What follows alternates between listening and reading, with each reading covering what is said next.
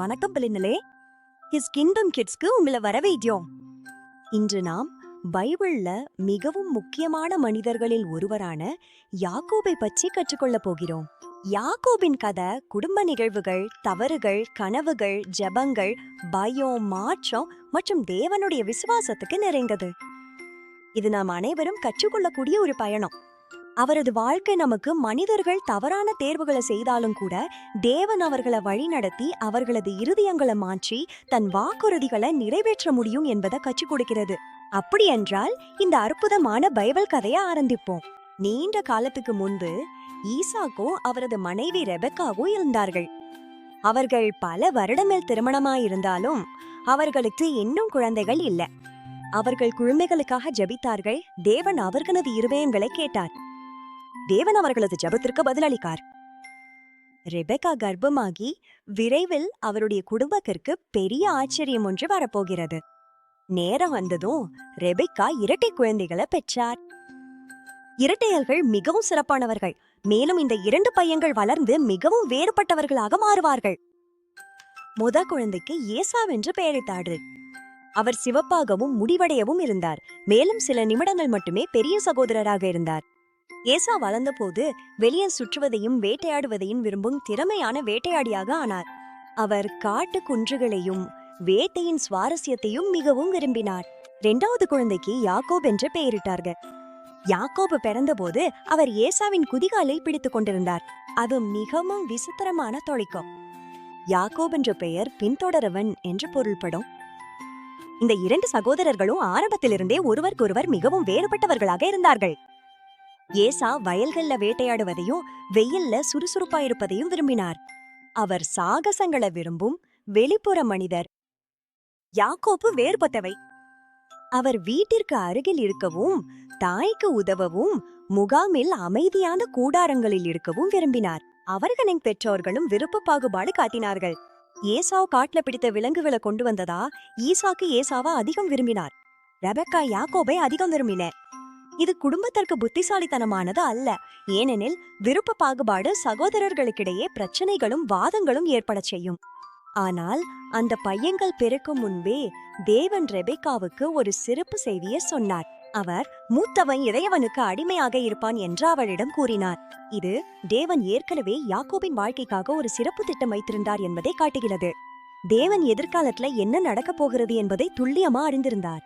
யாக்கோபின் கதையின் முதல் பகுதியிலிருந்து நாம் என்ன கற்றுக்கொள்ளலாம்? இந்த பாடம் எளிமையானது, ஆனா மிகவும் சக்தி வாய்ந்தது. பாடம் தேவன் நம்முடைய வாழ்க்கைக்காக ஒரு திட்டம் வச்சிருக்கிறார். அது ஆரம்பத்திலிருந்தே. அவர் உங்களை அறிந்திருக்கிறார், உங்களை நேசிக்கிறார், மேலும் நீங்கள் செல்ல ஒரு நல்ல பாதையை திட்டமிட்டிருக்கிறார். யாக்கோபு ஏசாவும் போலவே உங்க கதையும் தேவனுடைய அன்புடன் துவங்கியது. உங்கள் வாழ்க்கையின் ஆரம்பத்திலிருந்து முடிவு வர முழுமையா அவரை நம்பலாம். இதுவே முதல் பகுதியின் முடிவு. யாக்கோபின் வாழ்க்கையில இன்னும் பல அதிர்ச்சிகள் காத்திருக்கின்றன. அவரது குடும்பத்துல அடுத்து என்ன நடக்கிறது என்பதை தெரிந்து கொள்ள தொடருங்களே. யாக்கோபின் பயணத்தின் முதல் பகுதியை பார்த்ததற்கு நன்றி. இன்னும் பல கதைகளுக்காக லைக் செய்யவும் சப்ஸ்கிரைப் செய்யவும் மறக்காதீர்கள். அடுத்த முறையில சந்திப்போம். தேவ உங்களை ஆசீர்வதிப்பாராக. வணக்கம் பிள்ளைங்களே. ஹிஸ் கிங்டம் கிட்ஸ்க்கு மீண்டும் வரவேற்கிறோம். இன்று ஒரு எளிய உணவு எவ்வாறு அனைத்தையும் மாற்றியது என்பதை பார்க்க போகிறோம். ஒரு நாள் ஏசா வயல்ல இருந்து மிகவும் பசிக்குடன் வீட்டிற்கு வந்தான். யாக்கோப் சுவையான சிவப்பு குழம்பு சமைப்பதில் பிஸியா இருந்தான். அந்த வாசனை அருமையா இருந்தது. அது முழு முகாமையும் நிரப்பியது. ஏசாவுக்கு அந்த வாசனை தொலைவில் இருந்தே வந்தது. ஏசாவ் அந்த குழம்பு கொடி எனக்கு மிகவும் பசிக்கிறதுன்னு சொன்னான். அவனுக்கு மிகவும் பசிக்க இருந்ததா அவன் வயிற்றை தவிர வேறு எதையும் நினைக்கவில்லை. யாக்கோப்பு தன் சகோதரனை பார்த்து, முதல்ல உன் முதன்மை உரிமையை எனக்கு விற்றுவிடு என்று பதிலளித்தான். முதன்மை உரிமை எவ்வளவு மதிப்புடையதுன்னு யாக்கோபு அறிவான். ஆனா ஏசாவுக்கு அது தெரியவில்லை. இப்போது பிள்ளைகளே, பைபிள் காலங்களில் முதன்மை உரிமை மிகவும் முக்கியமானதாக இருந்தது. அது ஒரு சிறப்பு குடும்ப ஆசியும் மரியாதையும் ஆகும். பொதுவாக அது பெரிய மகனுக்கே உரியது. ஆனா ஏசாவ் அவன் முன்னிலையில் உள்ள உணவை பற்றியே மட்டும் நினைத்தான். அவன், பாரு, எனக்கு மிகவும் பசிக்கிறது, இப்போ எனக்கு என் முதன்மை உரிமை என்ன பயன் என்று சொன்னான். அதனால ஏசாவ் ஒரு சாதாரண உணவுக்காக மிகவும் மதிப்புள்ள ஒன்றை விட்டு கொடுத்தான். யாக்கோபு அவனுக்கு குழம்ப கொடுத்தான், ஏசாவும் அதை முழுவதும் சாப்பிட்டான். அவன் ஒரு பெரிய தவறு செய்து விட்டான். இது ஏசாவால செய்யப்பட்ட ஒரு துக்கமானதும் முட்டாள்தனமானதும் தேர்வாக இருந்தது. அவன் ஒரு மதிப்புள்ள விஷயத்த அது முக்கியமில்லாதது போல நடத்தினான். அவன் ஒரு பொக்கிஷத்தை ஒரு சிறிய சிற்றுண்டிக்காக மாற்றிக்கொண்டா. பாடம், நம் மதிப்புள்ள ஒன்றை தற்காலிகமான ஒன்றுக்காக மாற்றக்கூடாது. கடவுள் உங்களுக்கு கொடுக்கும் நல்ல விஷயங்களை எப்போதும் மதித்து பாதுகாப்பதை நினைவில் வையுங்கள். இப்போது நாம் 3ஆம் பகுதிக்கு வருகிறோம். யாக்கோபு ஆசீர்வாதத்தை எடுத்துக் கொள்கிறான். ஈசாக்கு வயதாகி அவனது பார்வை மங்கிய போது அவன் அந்த சிறப்பு ஆசீர்வாதத்தை ஏசாவுக்கு வழங்க விரும்பினான். அவன் ஏசாவிடம் வேட்டையாட சொல்லி அவனுக்காக உணவு தயாரிக்க சொன்னான். பிறகு அவனை ஆசீர்வதிப்பதாக கூறினான். ஏசாவும் தந்தையை மகிழ்விப்பதற்காக சந்தோஷமாக வெளியில் புலத்துல சென்றான். ஆனா ரெபெக்கா இதை கேட்டா. யாக்கோபு பற்றிய கடவுளின் வார்த்தைகளை அவள் நினைத்தாள். ஆனா கடவுளை நம்புவதற்கு பதிலாக ஈசாக்கை ஏமாற்ற ஒரு திட்டம் போட்டா. யாக்கோபின் கைகளும் கழுத்தும் ஏசாவு போல முடிவாயிருக்க அவ ஆட்டின் தோலை கட்டினான். அவள் அவனை ஏசாவின் உடைகளை அணியச் செய்து ஈசாக்கிடம் அனுப்பினான். முதல்ல யாக்கோப் தன்னை பிடித்து விடுவார்கள் என்று பயந்தான். ஆனா அவன் தாயின் வார்த்தையை கேட்டான். ஈசாக்குக்கு குழப்பமாக இருந்தது, ஏனெனில் குரல் யாக்கோபை போல இருந்தது. ஈசாக்கு குரல் யாக்கோபின் மாதிரி இருக்கிறது, ஆனா கைகள் ஏசாவை போல இருக்கின்றன என்று சொன்னான். இறுதியில் அவன் அந்த ஏமாற்றை நம்பி அந்த சிறப்பு ஆசீர்வாதத்தை யாக்கோப்புக்கு அளித்தான். அதற்கு பிறகு விரைவில் ஏசாவும் உள்ளே வந்து நடந்ததா அறிந்தான். அவன் மனம் உடைந்து தன் சகோதரனை மிகவும் மிகவும் கோபமாக இருந்தான். ஏசாவும் உரக்க அழுது தானும் ஒரு ஆசீர்வாதம் வேண்டி கெஞ்சினான். ஆனா அந்த சிறப்பு ஆசீர்வாதம் ஏற்கனவே வழங்கப்பட்டு விட்டது. அதை மீண்டும் பெற முடியாது. ஏசாவுக்கு மிகவும் கோபம் வந்ததா யாக்கோபுக்கு பயம் ஏற்பட்டது. அதனால ரெபெக்கா யாக்கோப்ப தன் சகோதரர் லாபானின் வீட்டிற்கு ஓடிச் சென்று பாதுகாப்பாக இழுக்க சொன்னான். பாடம், நேர்மை இல்லாம நல்ல விஷயங்களை பெற முயற்சிப்பது துன்பமும் பிரச்சனையும் தரும். கடவுள் தன் வழியில செயல்பட அவர் காத்திருக்கிறதே சிறந்தது. இன்று எங்களுடன் இணைந்ததற்கு நன்றி. யாக்கோபின் அடுத்த சாகச பகுதிக்காக தொடருங்க. கடவுள் உங்களை ஆசீர்வதிப்பாரான. By bye. வணக்கம் பிள்ளைகளே. ஹிஸ் கிங்டம் கிட்ஸ்க்கு மீண்டும் வரவேற்கிறோம். யாக்கோப் தனியாகவும் பயந்தும் தனது வீட்டை விட்டு வெளியேற வேண்டியிருந்தது. அவன் அறிந்த அனைத்தையும் பின்னால் விட்டு போனான். ஒரு இரவு பயணிக்கும் போது யாக்கோப் ஓய்வெடுக்க நின்றோம். அவனுக்கு மென்மையான படுக்கை கிடைக்கவில்லை. அதனால ஒரு கல்ல தலையணையாக வைத்து விரைவாக தூங்கிவிட்டான். அப்போது யாக்கோபுக்கு ஒரு அதிசயமான கனவு வந்தது. அவன் பூமியிலிருந்து விண்ணகம் வரை சென்ற ஒரு படிக்கட்டையோ ஏனையையும் பார்த்தான். அது அழகாக இருந்தது. கடவுளின் தூதர்கள் அந்த படிக்கட்டையில மேலும் கீழும் சென்று கொண்டிருந்தார்கள். இந்த அற்புதமான கனவுல விண்ணகமும் பூமியும் இணைந்திருந்தன. அந்த படிக்கட்டையின் மேல் கர்த்தர் நின்று யாக்கோபோடு பேசினார்.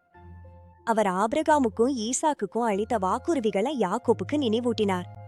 தேவன் யாக்கோபின் குடும்பம் பெரிதாக வளரும் என்றும் அவனுடைய சந்ததியினால் பூமியின் எல்லா குடும்பங்களும் ஆசீர்வதிக்கப்படுவார்கள் என்றும் சொன்னார். பின்னர் தேவன் யாக்கோப்புக்கு ஒரு அழகான வாக்குறுதியை அளித்தார். நான் உன்னுடன் இருக்கிறேன், நீ எங்க சென்றாலும் உன்னை காக்கிறேன். யாக்கோப்பு ஒருபோதும் தனியாக. யாக்கோப்பு விழித்த போது அவர் ஆச்சரியப்பட்டார். அவன் நிச்சயமாக கர்த்தர் இந்த இடத்தில் இருக்கிறார், ஆனால் நான் அதை அறியவில்லை என்று சொன்னான். அவன் எங்கோ தேவனின் இருப்பை உணர்ந்தான். யாக்கோப் அந்த இடத்துக்கு பெத்தேலுன்னு பெயரிட்டான். அதற்கு அர்த்தம் தேவனின் வீடு. அவன் தன்கல் தலையணிய ஒரு தூணாக அமைத்து அங்கேயே தேவனை வழிபட்டான். பாடம், தனிமையும் கடினமான நேரங்களிலும் தேவன் நம்முடன் இருக்கிறார். நீ எங்கு சென்றாலும் எப்போதும் அவரிடம் பேசலாம். பகுதி 5. யாக்கோப் ராகேலை மற்றும் லாபானை சந்திக்கிறான். யாக்கோப் பயணம் செய்து இறுதியில் தன் உறவினர்கள் வசிக்கும் நாட்டை அடைந்தான். அங்கே அவ ஒரு கிணத்துல ராகேல் என்ற இளம் பெண்ணை சந்தித்தான். ராகேல் லாபான் என்னுதல். தன் குடும்பத்தை கண்டுபிடிச்சதுல யாக்கோப் மிகவும் மகிழ்ந்தான். யாக்கோப்பு விரைவில் லாபானுடன் வாழ்ந்து வேலை செய்ய தொடங்கினான். அவன் ராகேல காதலித்தான். அவளை திருமணம் செய்ய விரும்பினான். முதல்ல 7 வருடங்கள் வேலை செய்ய வேண்டும் என்று லாபான் சொன்னான். யாக்கோப் மகிழ்ச்சியுடன் ஒப்புக்கொண்டா. யாக்கோப் ராகேலம் மிகவும் காதலித்ததா அந்த 7 ஆண்டுகள் அவனுக்கு சில நாட்களாகவே தோன்றின என்று பைபிள் சொல்கிறது. ஆனால் லாபா அவனை ஏமாற்றினான். ராகேல கொடுப்பதற்கு பதிலாக லாபான் தனது மூத்த மகள் லேயாவை யாக்கோபுக்கு கொடுத்தான். அடுத்த கால யாக்கோபு அதிர்ச்சியடைஞ்சான். அவர்களது பழக்கத்துல முதல்ல மூத்த மகள் தான் திருமணம் செய்ய வேண்டும் என்று லாபான் சொன்னான். பாவம் யாக்கோபு, அவன் தன் சொந்த உறவினால் ஏமாற்றப்பட்டான். அதனால ராகேலுக்காக யாக்கோப் இன்னும் 7 ஆண்டுகள் வேலை செய்தான். இப்போ யாரோ ஒருவரால ஏமாற்றப்படுவது எப்படி இருக்கும் என்பதை யாக்கோப் நேரில் அனுபவித்தான். முன்பு யாக்கோப் தன் தந்தையையும் சகோதரனையும் ஏமாற்றியிருந்தான். இப்போது வேறு ஒருவர் அவனை ஏமாற்றினான். அவன் கடினமான பாடம் ஒன்றை கற்றுக்கொண்டான். பாடம், பொய்மை பெரும்பாலும் வலி தரும் விளைவுகளுடன் திரும்பி வருகிறது. எப்போதும் உண்மையா இருக்கவும் தேவனின் வழியை காத்திருக்கவும் தான் சிறந்தது. எங்களோட சேர்ந்ததற்கு நன்றி. யாக்கோபின் கதையில இன்னும் பல திருப்பங்களும் சுவாரஸ்யங்களும் இருக்கின்றன. அடுத்த பகுதியில சந்திப்போம். தேவம்ல ஆசீர்வதிப்பாராக. Bye bye. வணக்கம் பெருமிலே. ஹிஸ் கிங்டம் கிட்ஸ்க்கு மீண்டும் வரவேற்கிறோம். காலப்போக்குல யாக்கோபின் குடும்பம் மிகவும் பெரியதாக ஆனது. அவ ஒரு பரபரப்பானதும் ஆசீர்வதிக்கப்பட்டதும் ஆன வாழ்க்கைய வாழ்ந்தா. லேயா, ராகேல் மற்றும் அவர்களின் வேலைக்கார பெண்கள் அனைவரும் பிள்ளைகளை பெற்றார்கள். யாக்கோபும் பல மகன்கள் மற்றும் ஒரு மகளின் தந்தையாக ஆனார். அவனது வீடு உயிரோட்டமா இருந்தது. யாக்கோபின் பிள்ளைகள்ல ரூபேன், சிமியான், லேவி, யூதா, யோசேப் மற்றும் பெஞ்சமின் ஆகியோரும் இருந்தனர். இந்த மகன்கள் பின்னாள்ல இஸ்ரவேலின் 12 கோத்திரங்களின் தந்தைகளாக ஆனார்கள். தேவனின் வாக்குத்தத்தம் அவர் ஆபிரகாமுக்கும் ஈசாக்குக்கும் சொன்னபடியே ஒரு பெரிய குடும்பமாக வளரத் தொடங்கியது. தேவனின் வார்த்தை அவர்களின் கண்முன்னே நனவாகிக் கொண்டிருந்தது. ஆனா யாக்கோபின் வீடு எப்போதும் அமைதியாக இருக்கவில்லை. அந்த குடும்பத்துல பொறாமை, சோகம், போட்டி ஆகியவை இருந்தன. ஒற்றுமையாக இருப்பது எப்போதும் எளிதாக இருக்கவில்லை. அப்படி இருந்தாலும் இந்த குறைபாதான குடும்பத்தின் வழியாகவே தேவன் தொடர்ந்து செயல்பட்டார். என்று கூட குழப்பமானதும் குறைபாடானதுமான குடும்பங்களில் தேவன் செயல்பட முடியும். பாடம், மனிதர்கள் குறைபாடுகளுடன் இருந்தாலும் தேவனின் திட்டங்கள் முன்னேற முடியும். நம்மளுடைய தவறுகளுக்கும் பிரச்சனைகளுக்கும் அவர் எப்போதும் மிகப்பெரியவர். இப்போது அடுத்ததாக என்ன நடந்தது என்று 7ஆம் பகுதியில பார்க்கலாம். யாக்கோபு செல்வந்தராகிறார். யாக்கோபு தனது உறவினரான லாபானுக்காக பல ஆண்டுகள் வேலை செய்தார். முதல்ல லாபான் அவரை உதவியாளராகவே பார்த்தார். ஆனா பின்னர் யாக்கோபு வீட்டிற்கு திரும்ப விரும்பினார். அந்த ஆண்டுகள்ல கூட தேவன் யாக்கோபை மிகுந்த ஆசீர்வதித்தார். அவரது மந்தைகள் பெரிதாக வளர்ந்தன. அவரது மிருகங்கள் வலுவாக ஆனது. மேலும் அவர் பல ஊழியர்களையும் சொத்துகளையும் பெற்றார். ஒரு மனிதனுக்கு தேவையான அனைத்தும் அவரிடம் இருந்தது. லாபானின் மகன்கள் யாக்கோபின் வெற்றியை கவனித்து மிகவும் பொறாமை கொண்டனர். யாக்கோபு எவ்வளவு நன்றாக முன்னேறுகிறார் என்பதை லாபானின் மகன்கள் விரும்பவில்லை. லாபானின் மனப்பான்மை தன்னிடம் மாறிவிட்டது என்பதை யாக்கோபும் கவனித்தார். இப்போது அது இனிமையானதாக இல்லை. யாக்கோபு மாற்றம் செய்ய வேண்டிய நேரம் வந்துவிட்டதுன்னு அறிந்தார். அப்போது தேவன் யாக்கோபிடம், உன் பிதாக்களின் நாட்டிற்கும் உன் உறவினர்களிடமும் திரும்பி செல், நான் உன்னுடன் இருப்பேன் என்று சொன்னார். இப்போது தேவனே வழிகாட்டல. அதனால யாக்கோபு வீட்டுக்கு திரும்ப தயாரானார். அவர் தனது குடும்பத்தையும் எல்லா சொத்துக்களையும் சேர்த்தார். இது ஒரு பெரிய பயணம் தொடங்கும் நேரமா இருந்தது. இந்த பயணம் எளிதானது அல்ல. ஏனெனில் வீட்டிற்கு திரும்புவது என்றால் பல வருடங்களுக்கு முன்பு தன்னால் தவறு செய்யப்பட்ட சகோதரன் ஏசாவை மீண்டும் சந்திக்க வேண்டியதாகும். யாக்கோபு பயந்தா. பாடம், தேவன் நம்மை வழிநடத்தும் போது பாதை கடினமா இருந்தாலும் அவரை நம்ப வேண்டும். நம் பலமும் பாதுகாப்பும் தேவனே. இன்று எங்களுடன் சேர்ந்ததற்கு நன்றி. யாக்கோபு வீட்டிற்கு திரும்பும் வழியில் இருக்கிறார். அவர் ஏசாவை சந்திக்கும் போது என்ன நடக்கும்? அடுத்த பகுதியில சந்திப்போம். Bye bye. வணக்கம் பிள்ளைங்களே. ஹிஸ் கிங்டம் கிட்ஸ்க்கு மீண்டும் வரவேற்கிறோம். இன்று யாக்கோபு எப்படி சமாதானத்தை நாடினார் என்பதை பார்க்கிறோம். யாக்கோபு அமைதியா தனது குடும்பத்தையும் வேலைக்காரர்களையும் மந்தையையும் சேர்த்து வெளியேறினான். யாக்கோபு போய்விட்டார் என்று லாபான் கேட்டதும் அவர் மகிழ்ச்சி அடையவில்லை. அவர் தனது ஆட்களை கூட்டி பல நாட்கள் மலைகளில் அவரை தேடி விரைந்தார். ஆனா தேவன் யாக்கோபை கவனித்துக் கொண்டிருந்தார். அவர் லாபானுக்கு ஒரு கனவுல தோன்றி யாக்கோபுக்கு தீங்கு செய்ய வேண்டாம் என்று எச்சரித்தார். நம் பெரிய பாதுகாவலர் தேவனே. இறுதியில லாபான் யாக்கோபை பிடித்த போது அவர்களுக்குள் பதற்றம் இருந்தது. பல ஆண்டுகளாக அவர்கள் ஒருவருக்கொருவர் செய்த தவறுகளை பற்றி பேசினார்கள். இருவரும் புண்பட்டிருந்தாலும் சரியானதை செய்ய முடிவு செய்தார்கள். இறுதியில கோபமாகவே இருக்காம சமாதானம் செய்ய தேர்ந்தெடுத்தாங்க. அவர்கள் ஒப்பந்தத்தையும் வாக்குறுதியையும் குறிக்க கற்கள் குவியலை அமைத்தார்கள். இனி அவர்கள் நண்பர்களாக இருப்பார்கள் என்பதற்கான ஒரு சிறப்பு அடையாளமா அது இருந்தது. அவர்கள் ஒப்பந்தம் செய்த பிறகு தத்தம் வழிகளிலே பிரிந்து சென்றார்கள். இது ஒரு நல்ல தருணமா இருந்தது. ஏனெனில் முரண்பாடுகள் சமாதானமா முடிவெடலாம் என்பதை இது காட்டியது. பாடோம், முடிஞ்சவரை நாம் சமாதானத்தை நாட வேண்டும். தம் பிள்ளைகள் மன்னித்து ஒற்றுமையாக வாழ கற்றுக்கொள்வதை தேவன் மிகவும் விரும்புகிறார்.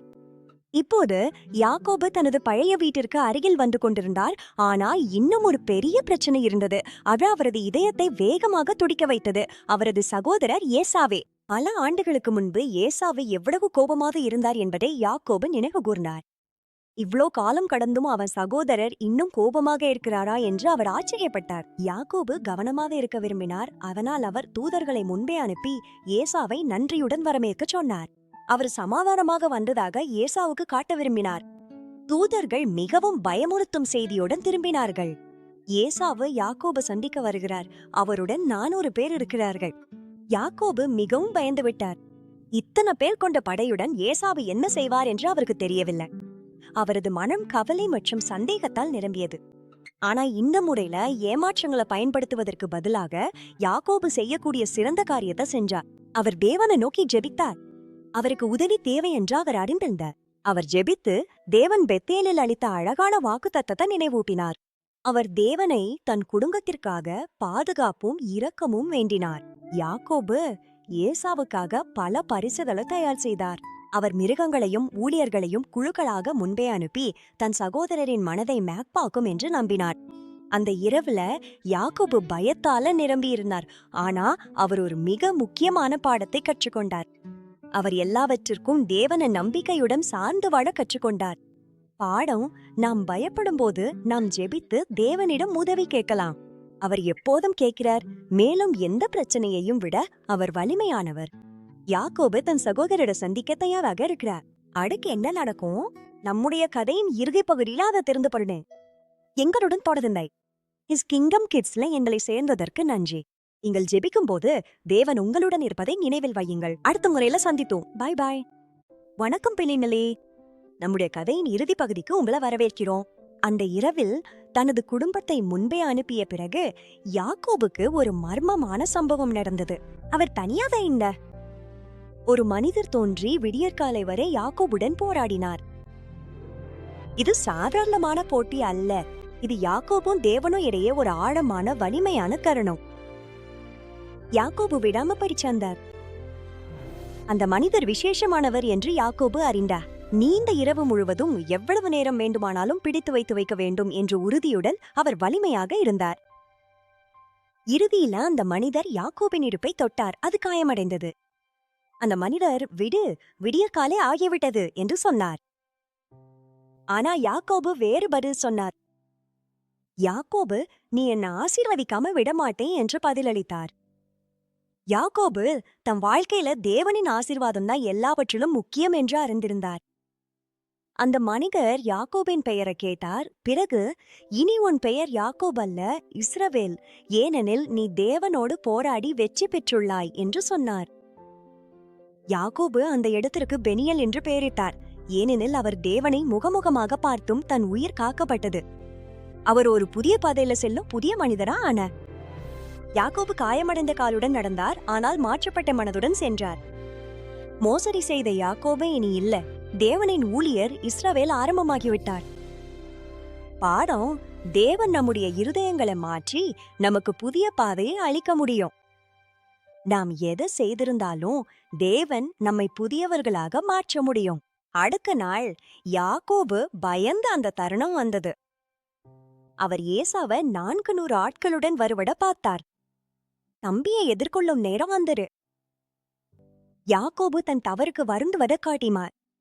அவர் தம்பியை நோக்கி செல்வதற்காக 7 முறை தரையில் தலை வணங்கினார். இனி அவர் பெருமை கொண்டவர் அல்ல என்பதை இது காட்டியது. ஆனா அப்போது ஒரு அழகான நிகழ்வு நடந்தது. ஏசாவு சண்டையிடவளோ இல்ல. அவர் யாக்கோபை நோக்கி ஓடி வந்து அவனை கட்டி பிடித்து முத்தமிட்டார். இருவரும் அழுதார்கள். பல வருடங்கள் பயமோ வலியும் பிரிவும் கடந்த பிறகு இரு சகோதரர்களும் இறுதியாக மீண்டும் சேர்ந்தனர்.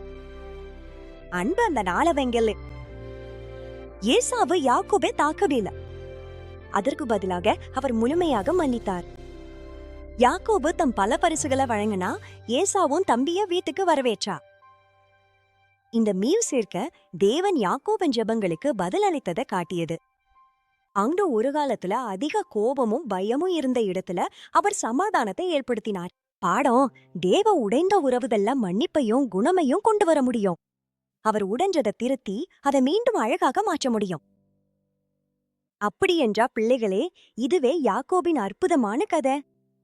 அவரது வாழ்க்கை தேவன் விசுவாசமானவர், அன்பானவர், எப்போதும் தன் வாக்குறுதிகளை நிறைவேற்றுபவர் என்பதை நமக்கு நினைவூட்டுகிறது. இங்க எப்போது சந்தேகமா உணர்ந்தாலும் ஈசாக்கையும் தாவீதையும் யாக்கோபையும் நினைவில் கொள்ளுங்கள். தேவன் தன் வாக்குறுதிகளை காப்பாற்றுகிறார், அவர் வழங்குகிறார், மேலும் எப்போதும் உங்களுடன் இருக்கிறார். அவர்களை எப்படி அமைதியில வழி நடத்தினாரோ அது போலவே தேவன் உங்களையும் அமைதியில வழி நடத்த முடியும். அவரது ராஜ்ய பிள்ளைகள் நிகழ்ச்சியை பார்த்ததற்கு நன்றி. மறக்காம லைக் செய்யவும் சப்ஸ்கிரைப் செய்யவும். அடுத்த வேதாகம கதையில சந்தித்தேன். தேவன் உங்களை ஆசீர்வதிப்பாராக. பாய் பாய். வணக்கம் பிள்ளைகளே. யாக்கோபின் பயணத்தின் இறுதி பகுதிக்கு மீண்டும் வரவேற்கிறோம். யாக்கோபு தேவன் அவன் குடும்பத்திற்கு வாக்குறுதி அளித்த நாட்டிற்கு பாதுகாப்பாக திரும்பினான். அவன் பெத்தேல திரும்பினா அதே இடத்துல தேவன் அவனிடம் முதன்முறையாக சொர்க்கத்துக்கு செல்லும் படிக்கட்டின் அற்புத கனவுல பேசினான்.